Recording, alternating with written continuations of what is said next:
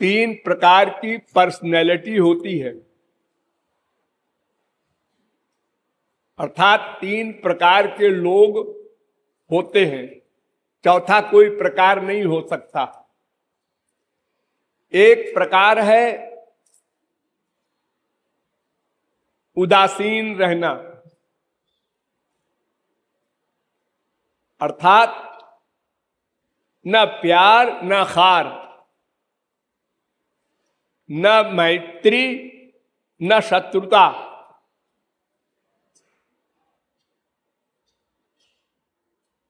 आपकी मैत्री, आपका प्यार थोड़े से लोगों से है, आपकी शत्रुता भी थोड़े से लोगों से है, शेष सारे संसार से आप लोग उदासीन रहते हैं।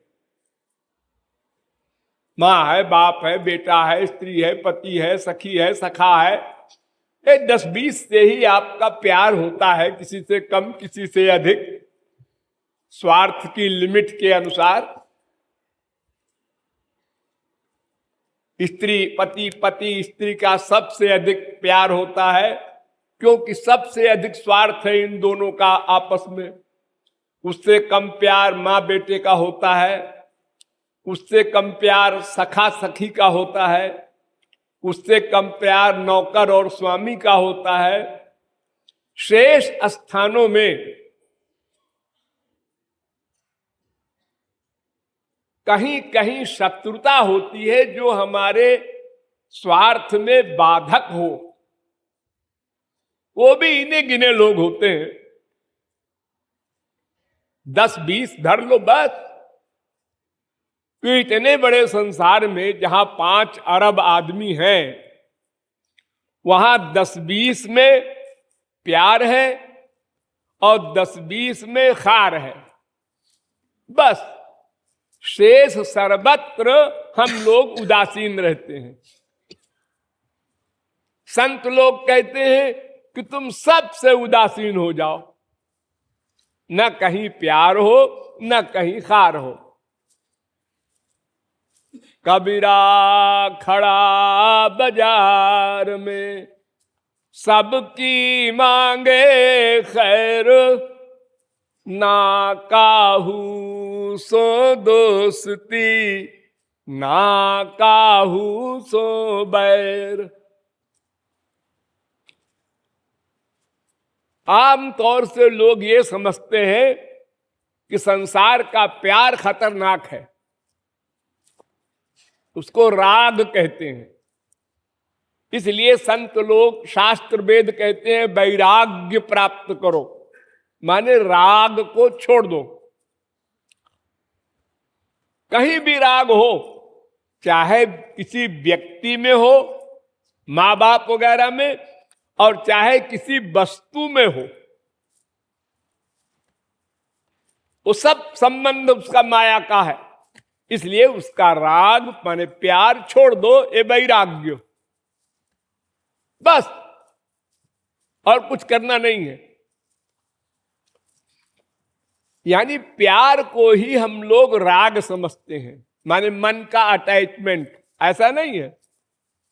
जितना इंपॉर्टेंट मन का अटैचमेंट अनुकूल भाव से, जितना खतरनाक है, उतना ही खतरनाक प्रतिकूल भाव से मन का अटैचमेंट, माने शत्रुता। जितना अटैचमेंट गोपियों का था, जित देखूं तित श्याम मई है, बाटन में घाटन में बीथिन में बागन में, वृक्षन में बेलिन में, बाटिका में वन में, दरन में दीवारन में, देहरी दरीचन में, हीरन में हारन में, भूषण में तन में, जहां जहां देखो तहां श्याम ही दिखाई देत, मेरो श्याम छाई रहो नयनन में मन में। सर्वत्र ईशावास्य में दग्वम सर्वम, वेद कहता है। उतना ही हाल बुरा कंस का था। आसीन संविशंस्तिष्ठन् भुंजान पर्यटन महीम, उठते बैठते खाते पीते सर्वत्र श्री कृष्ण की ही दुश्मनी उसके दिमाग में भरी हुई थी। तो दोनों को श्री कृष्ण मिले, गोलोक मिला। तो इसी प्रकार संसार की आसक्ति चाहे अनुकूल भाव से हो, माने माँ बाप बेटा स्त्री पति आदि के भाव से हो, चाहे दुश्मनी के भाव से हो, दोनों का फल एक है। क्यों? इसलिए कि जिसमें प्यार होता है वही मन में समा जाता है, और जिससे खार होता है वही मन में समा जाता है। तो अगर वो माइक वस्तु या माइक व्यक्ति से प्यार या खार है तो वही समा जाएगा आपके अंतःकरण में, उसी का फल मिलेगा। माइक तो 10-20 में ही हमारा अनुकूल भाव से प्यार है, 10-20 में ही शत्रुता के भाव से प्यार है, शेष सब में हम उदासीन हैं। कितने मरा करते हैं हमारे संसार में, हमारे देश में, हमारे प्रांत में, हमारे शहर में, हमारे मोहल्ले में। हम लोग कुछ नहीं देख लेते हैं, क्या कौन जा रहा है भाई, वो राम नाम सत्य सुन नहीं रहे हो? हाँ सुन तो रहा हूं, बस समझ लो कोई मर गया। अच्छा अच्छा, कोई असर नहीं। किसी को लॉटरी खुल गई, क्यों क्या बात है भाई, बड़ी खुशी मनाई जा रही है इनके यहाँ, आज लॉटरी खुली है। अच्छा अच्छा, अपन को तो कुछ मिलना नहीं, क्या करना, जैसे खुली होगी खुली होगी। न प्यार न खार, आराम से हैं हम। प्यार होता तो भी जाते, अरे उसकी शादी हो रही है नहीं जाएंगे तो बुरा मानेगा, वो मर गया है नहीं जाएंगे तो बुरा मानेगा। ये देखो प्यार में भी मुसीबत खड़ी हो गई। इसलिए उदासीन भाव में हम आराम से रहते हैं, कोई भीतर कोई गड़बड़ी नहीं होती। ये 3 प्रकार की पर्सनैलिटी होती है। तो जो मायाबद्ध है वो कहीं न कहीं प्यार करेगा, करना पड़ेगा।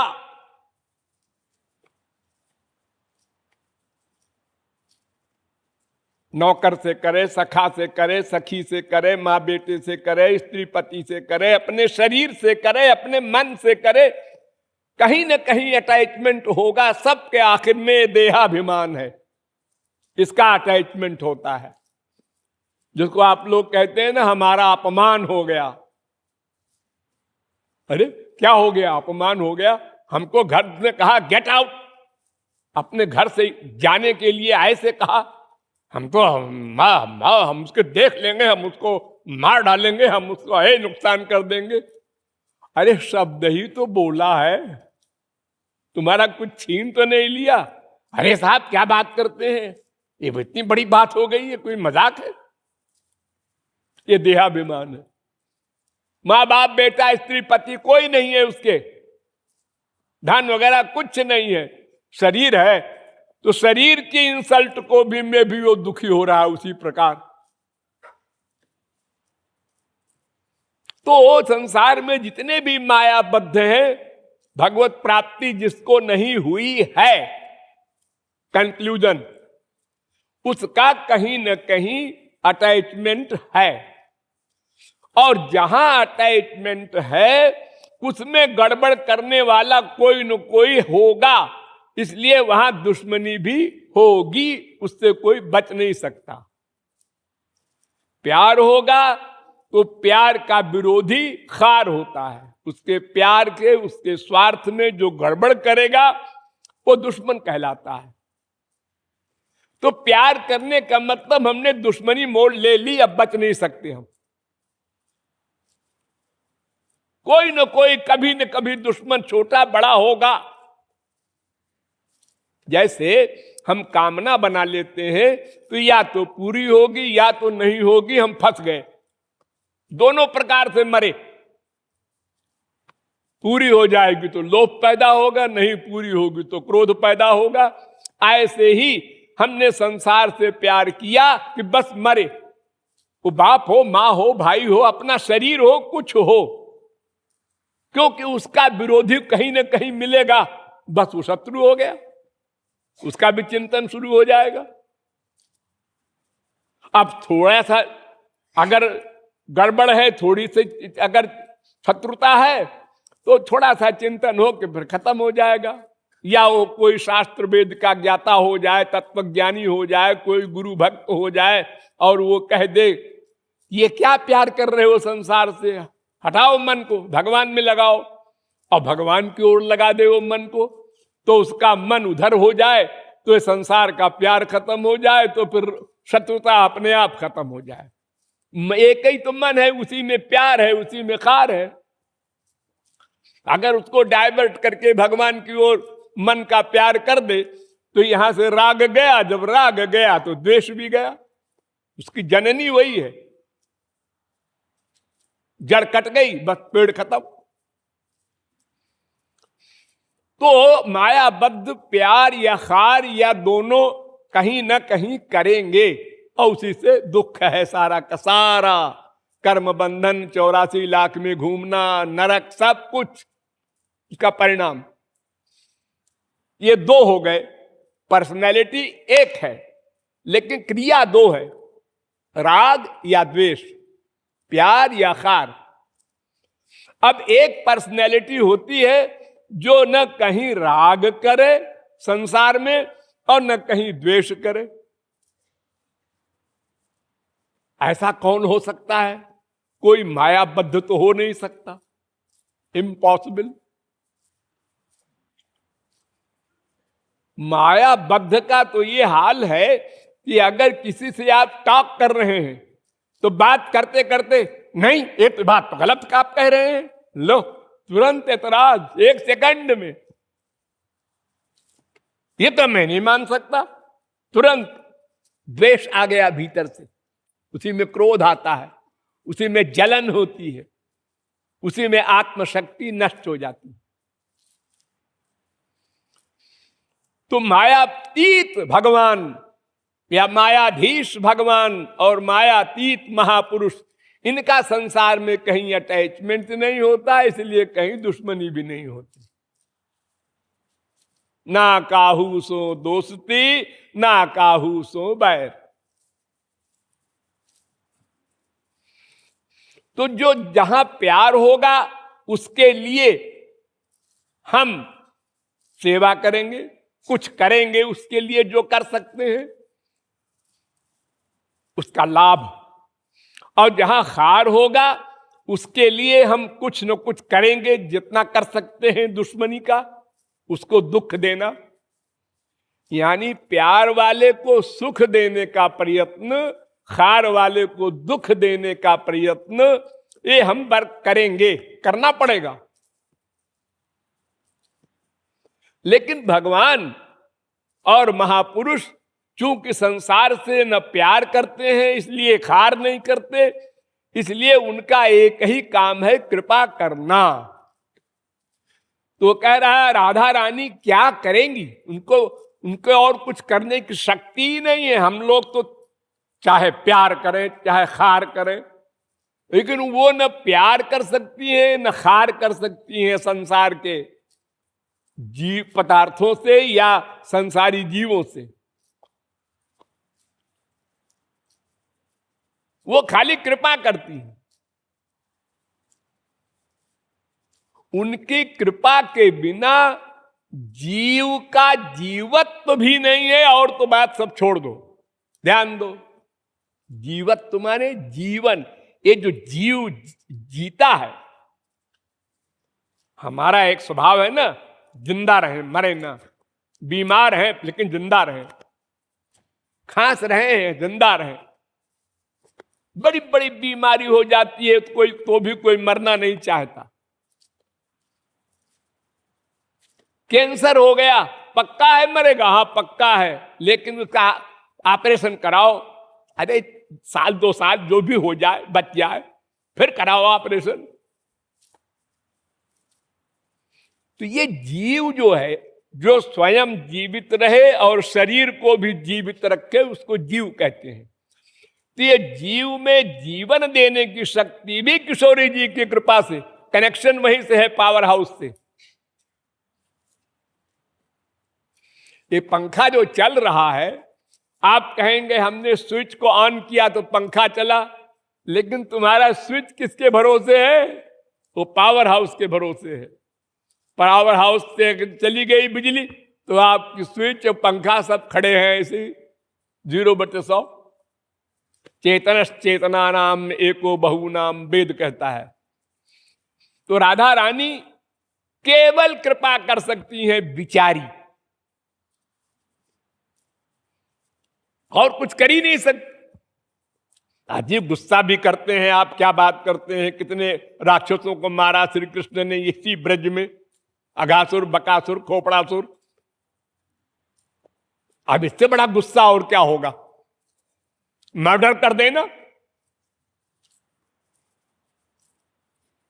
हनुमान जी ने कितने ब्राह्मणों की हत्या कर डाली लंका में, अर्जुन ने कितने मर्डर कर डाले महाभारत में,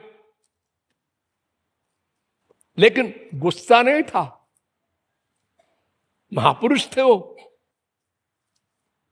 निज प्रभु मय देखहि जगत, बाहर से दिख रहा है, दांत पीस रहे हैं, गुस्सा कर रहे हैं, बाण चला रहे हैं, वो मर गया, सब एक्टिंग हो रही है संसारी जीवों की तरह, महापुरुष की, लेकिन भीतर से नॉर्मल है। क्रोध क्या, सोचने से भी वाली दुश्मनी भी नहीं है। सारा संसार देख रहा है, क्या बकवास करते हो, मैंने आंखों देखा है। आंखों देखा है, तुम्हारा देखना भ्रम है, तुमने भीतर घुस के नहीं देखा, फेस रीडिंग की है। फेस रीडिंग करने वाला संसार में सदा धोखा खा चुका, खाता है, खाएगा। संसार में हर जगह स्वार्थ और छल कपट भरा हुआ है। भीतर कुछ है, बाहर से मीठी मीठी बात करता है एक आदमी तो दूसरा आदमी धोखे में आ जाता है। रोज हो रहा है, घर घर में आप सबको अनुभव है। तो किशोरी जी अगर गुस्सा भी करेंगी, ठाकुर जी अगर गुस्सा भी करेंगे तो भी क्या देंगे? कृपा। रावण ने राम से कहा, राम कान खोल कर सुनो, तुम समझते हो कि हम जीत गए, ये गलत है। देखो तुमसे पहले हम जा रहे हैं तुम्हारे लोक को, साकेत लोक। तुम यही हो माया लोक में, मैं जा रहा हूं साकेत दिव्य लोक में। यानी जिनको मार डालेंगे वो भी उनका लोक प्राप्त कर लेगा। बताओ इससे बड़ी और क्या कृपा होगी? हाँ?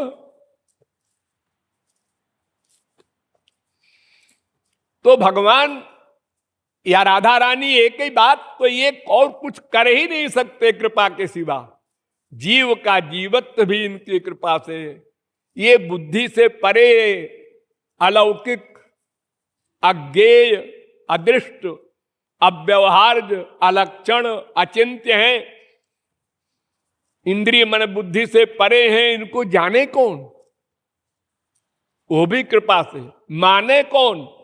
वो भी कृपा से। एक बार राधा आप जो बोलते हैं, ये आपका अहंकार है जो आप सोचें कि हमने कीर्तन किया आज 1 घंटा, आधा घंटा, रात को 12 से 2 तक, कुछ नहीं। ये सब उनकी कृपा, और वो उनकी कृपा गुरु के द्वारा होती है। वरना हम और भगवान का नाम लें, उनका स्मरण करें, माया नहीं करने देती। वो कहती है मां का करो, बाप का करो, बीबी का करो, पति का करो, भाई का करो, बहन का करो, संपत्ति का करो, 1 करोड़ 2 करोड़ 1 अरब, ये सब राय देती है माया। मैंने अपने एक संबंधी रिश्तेदार को कहा कि तुम 10 बार मंत्री बन चुके, अब छोड़ो इसको, बुढ़ापे में भागना पड़ता है यहां वहां, कुछ अपना भगवत विषय तो कहता है महाराज जी अब मरते समय नहीं छूटेगा। हाँ, कितना दुख पाता है पॉलिटिशियन। प्राइम मिनिस्टर बन गया, प्रेसिडेंट बन गया, ये बन गया, वो बन गया, फिर रिटायर हो गया, कोई नहीं पूछता उसको, फिर हो गया, फिर गया, फिर आया, फिर गया। कैसा उसके भीतर का हाल होगा। कोई किसी छोटे आदमी को कोई छोटा नुकसान होता है तो वो दुखी होता है, बड़े आदमी का जब बड़ा नुकसान होगा तो कितना दुखी होगा वो। तो किशोरी जी की का सब काम केवल कृपामय है, कृपा का ही है, भी नहीं लगाना। हमारा काम राग द्वेष का ही है, कृपा का नहीं है। हम कृपा किसी पर नहीं कर सकते, ध्यान दो। अजी क्यों नहीं कर सकते? बड़े बड़े राजाओं ने, बड़े बड़े दानियों ने कृपा की है, दान दिया है। यहां भी वृंदावन में तमाम सेठ साहूकार आते हैं, ब्राह्मणों को खिलाते हैं, बाबा लोगों को खिलाते हैं, दान देते हैं, कंबल बांटते हैं। उनसे क्या कुछ लेना है उनको? क्या ये कृपा तो है ना? ना, ये कृपा नहीं है। यहां भी दो बीमारी है। एक तो अहंकार, मैंने दान दिया। दूसरे, इसका फल भगवान का लोक मिलेगा। परलोक की कामना की पूर्ति के लिए वो स्वार्थ है। 1 करोड़ है, कर 2000 दान, बस। अरे देखो, संसार में जो आपका आमदनी होती है उसमें इनकम टैक्स देना होता है कंपलसरी, तो दशमांश तो आपको वैसे ही देना चाहिए। आपने तो उसका 50वां हिस्सा भी नहीं दिया और सोचते हो हमने दान किया इतना बड़ा। ये अहंकार और आ गया। दीनता आनी चाहिए। भगवान राम के बाप दशरथ, उनके बाप अज, उनके बाप रघु, रघु ने अपना सब कुछ दान कर दिया। राज्य, घर की स्त्रियों का जेवर, सब। मिट्टी के बर्तन में तो पानी पीते थे, खाना खाते थे। सारी पृथ्वी के सम्राट।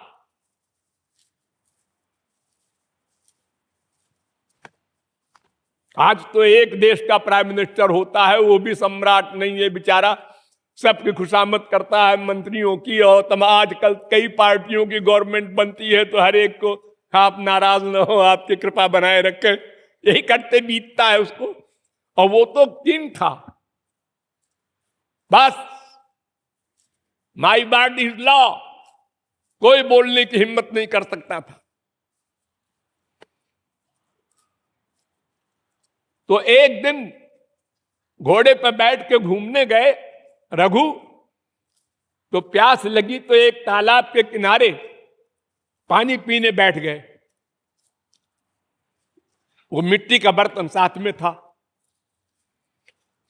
तो कुछ पब्लिक के आदमी जो रघु को पहचानते नहीं थे, वो आपस में चर्चा कर रहे थे कि क्यों, तुमने सुना रघु राजा हमारे जो हैं इतने बड़े दानी हैं कि अपना सारा स्त्रियों का जेवर तक दान कर दिया है, बर्तन तक नहीं है उनके घर में। ये सुन लिया रघु ने। उनने कहा है इधर आना, बुलाया। उनने कहा क्या है? वो कहा कि मिट्टी के बर्तन में पानी पी रहा है, कोई गंवार होगा ये भी। बड़े रौब से बोला क्या है? उन्होंने कहा तुम रघु की तारीफ क्यों कर रहे हो? क्या बकता है, तारीफ क्यों कर रहे हैं? अरे ऐसा है, हमने सुना है। अच्छा एक बात बताओ, तुमने सुना है जो हम सही मान लेते हैं, लेकिन हम पूछते हैं रघु मां के पेट से क्या लाए थे? वो मिट्टी का बर्तन भी तो नहीं लाए थे। ये भगवान का संसार है, इसी संसार से उन्होंने मिट्टी का बर्तन लिया, इसी संसार से उन्होंने तालाब से पानी लिया, और इसी संसार से शरीर मिला उनको, तो उन्होंने दिया क्या जो बड़ा उनके यशोगान कर रहे हो? सब बेचारे चुप हो गए। इतने में राजा के सर्वेंट आ गए वहीं पर। उन्होंने सलाम उलाम किया, राजा को प्रणाम वगैरह। उन्होंने पूछा है कौन है? कि यही तो है रघु। हाँ, एक बार एक विद्यार्थी था, वो गुरु से सब पढ़ा वढ़ा तत्व ज्ञान प्राप्त किया, तो बाद में कहा गुरुजी कुछ दक्षिणा आप बताइए, और मैं दक्षिणा दे दूं तो कुछ तो ऋण हो जाऊं गुरु के ऋण से। एकमेवाक्षरम जस्तु गुरु शिष्यम प्रबोधयेत, पृथिव्याम नास्ति तद्द्रव्यम यद्दत्त्वा चानृणो भवेत। एक शब्द के ज्ञान का भी बदला नहीं चुका सकता समस्त पृथ्वी देकर कोई शिष्य। तो मैं तो मामूली सा गांव का भिखारी हूं, फिर भी थोड़ी बहुत जो सेवा कर दूंगा। गुरुजी ने कहा जा जा, सब ठीक है, हम तेरी सेवा से ही खुश हैं। नहीं गुरुजी बताना पड़ेगा। तो उन्होंने कहा जा फिर 16,000 सोने की मोहरें ला दे। 16,000 सोने की मोहर, 6,000 वाली। अब वो जिसके पास जाए सब हंसे। मोहर, तुमको कोई मोहर मांगता है भीख में? अरे आटा मांग लो, दाल मांग लो, चावल मांग लो, कपड़ा मांग लो, मोहर कौन देगा? तो लोगों ने कहा ये तो मांगना है तो जाओ रघु के पास, वो राजा है, महाराजा है, उनके यहां तो मोहरें होंगी तमाम। वो गया, देखा रघु मिट्टी के बर्तन में खा पी रहे हैं, सन्न रह गया बेचारा। रघु ने कहा ब्राह्मण विद्यार्थी कैसे पधारे? तो उन्होंने कहा कुछ नहीं, ऐसे दर्शन करने आ गए आपके, हमारे राजा हैं। हमने कहा देखिए मैं, नहीं नहीं नहीं, कुछ तो डिमांड है आपकी। उन्होंने कहा वो है अगर और मैं बता दूं तो कोई लाभ नहीं होना। हमें तो 16,000 सोने के मोहरे गुरु ने आज्ञा दी है, और आपके पास मिट्टी के बर्तन देख रहा हूं मैं। उन्होंने कहा नहीं तुम बता तो दो।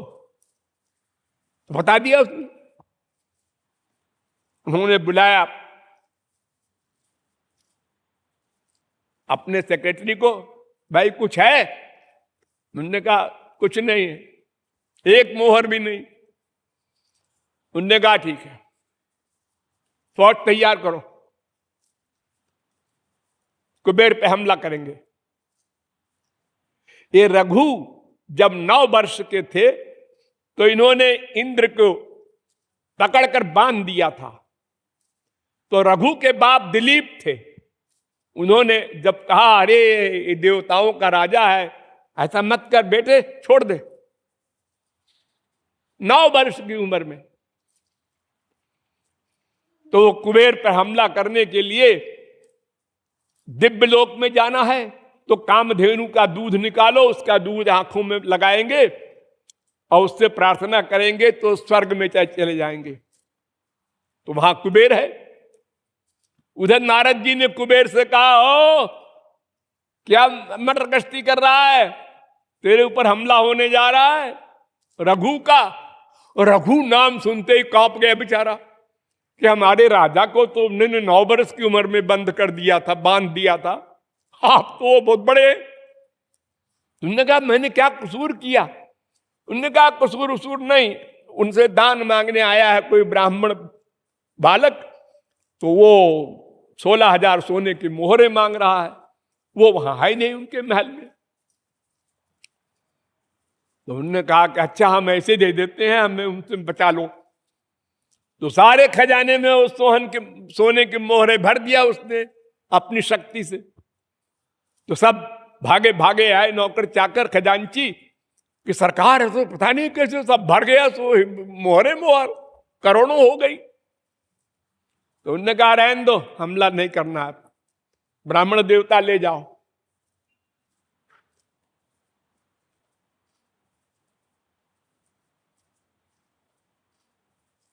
ये रघु है। इतनी दीनता, इतना सब दान करने के बाद, और हम लोग अगर किसी को 1 रुपया भी दान करते हैं किसी भिखारी को, तो देख लेते हैं कि लोग हमको देख रहे हैं ना, अखबारों में निकालते हैं। आप लोग देखते होंगे मंदिरों में पत्थर लगे हैं, उसमें अपना अपने बाप का, बाप के बाप का नाम लिख देते हैं कि सब बैकुंठ चले जाएं। ये दान ही नहीं है। दान तो ऐसा होता है कि दाहिना हाथ दान करे तो बाएं को भी न मालूम पड़े, ऐसा वेद कहता है। तो भगवान या राधा रानी केवल कृपा ही कर सकती हैं और कुछ करती ही नहीं। अब उनकी कृपा के बिना जीवन तक नहीं रह सकता, तो और बाकी चीजें, उनको जानना, मानना, प्यार करना, शरणागत होना, ये सब उनकी कृपा के बिना नहीं होगा। इसलिए ये कभी न सोचो हमने कीर्तन किया, भजन किया, साधना किया, अखंड संकीर्तन में रात में जगते थे हम जी, हमारी ड्यूटी थी तब। अरे ये कौन सा कमाल है। और वो भी जो तुमने 2 घंटे 1 घंटा कीर्तन किया, उसमें भी ठीक ठीक नहीं किया।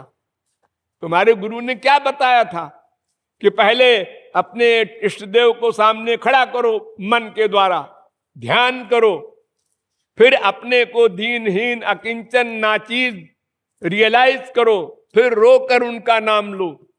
ऐसा कितनी बार किया 2 घंटे में? तब जवाब क्या दोगे तुम? हाँ, कभी कभी हुआ। अरे तो फिर तो इतना क्यों अपना गुमान कर रहे हो, हमने इतना किया उतना किया? तो सब उनकी कृपा से होता है। सिद्धांत ये है संतों का प्राइवेट। ध्यान दो, जब कोई अच्छा काम हो जाए भगवत संबंधी, तो मानो कि गुरु और भगवान की कृपा से हो रहा है, ताकि अहंकार न हो। और जब कोई गलत काम हो जाए, सोते सोते नींद आ गई, या किसी से बात कर लिया, कोई अपराध कर दिया, नाम अपराध, सेवा अपराध, 50 तरह के अपराध होते हैं, तो अपनी गलती मानो। वहां ना मानो कि राधा रानी ने करा दिया। राधा रानी विशुद्ध पर्सनैलिटी है, विशुद्ध वर्क कराती हैं। उनकी कृपा से कोई गंदा वर्क नहीं करता, गलत चिंतन नहीं करता। तो खराब चिंतन में अपनी गलती, अपना दोष मानो और प्लस सुधारो, कल न होगा ये दोष। और जो अच्छा काम बन जाए भगवत विषय, तो उसको समझ लो ये भगवान की कृपा से हो रहा है। राधा रानी ने कृपा कर दी, हम वृंदावन आ गए, उन्होंने कृपा कर दी, तो हम ऐसा हो रहा है, उन्होंने कृपा कर दी। हर एक वर्ग में उनकी कृपा को मानो, भीतर से, एक्टिंग में नहीं, शब्दों में नहीं, भीतर से कृपा मानो। कितने जीवों को यह सौभाग्य प्राप्त है कि वो वृंदावन में 1 घंटे भी रह ले।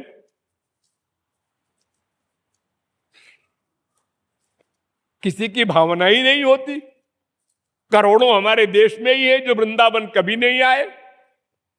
कोई कहे भी कि किराया देंगे, है फालतू चीजें, तुम लोग ऐसे पुराने पंथ वाले हो।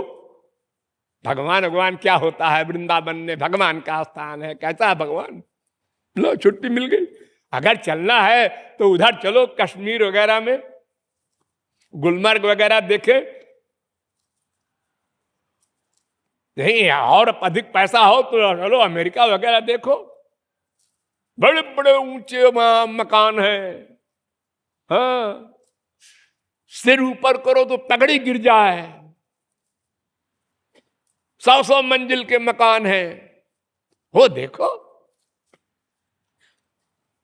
और जाते हैं लोग, देखते हैं पैसे वाले, ये सब उनका काम ही यही है बस।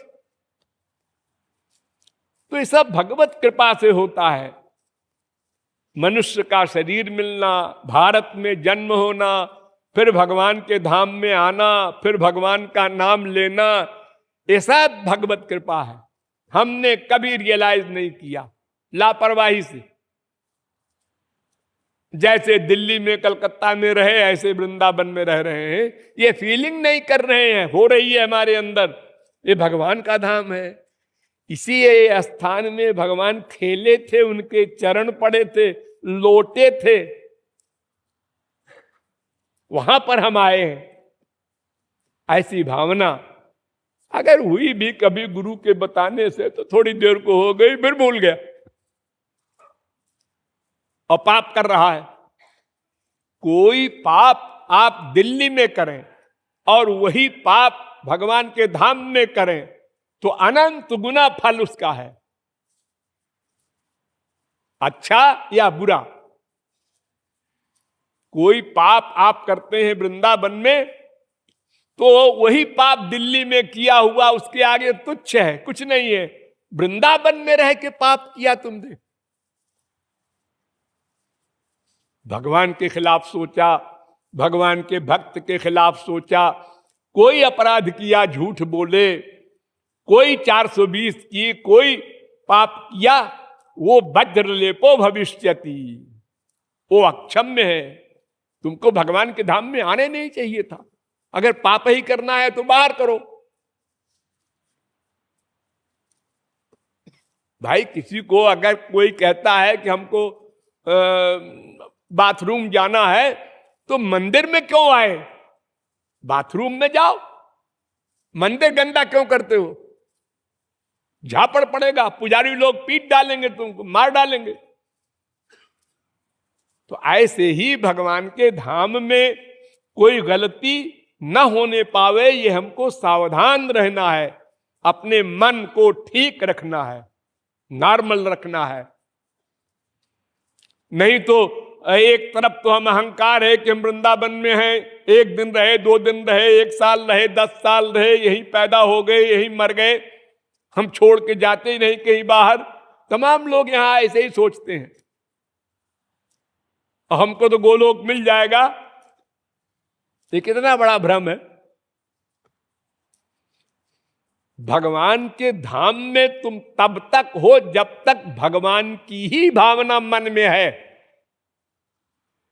भगवान की भावना छोड़ा कि अब कहां भगवान के धाम में, अब तो माया धाम में चले गए और भगवान के धाम में रह के ये पाप किया तुमने, तुमको अधिकार नहीं। जैसे ग्रेजुएट होने के बाद लॉ क्लास में दाखिला होता है, उसके पहले नहीं हो सकता, ऐसे ही समझ बूझ करके संसार से राग द्वेष रहित हो करके वृंदावन आओ, या पहले भी आ गए तो राग द्वेष को संसार संबंधी निकालने की निरंतर चेष्टा करो, निरंतर करो, यही अभ्यास करो, डटे रहो। आने नहीं देंगे मन में संसार का राग या संसार का द्वेष।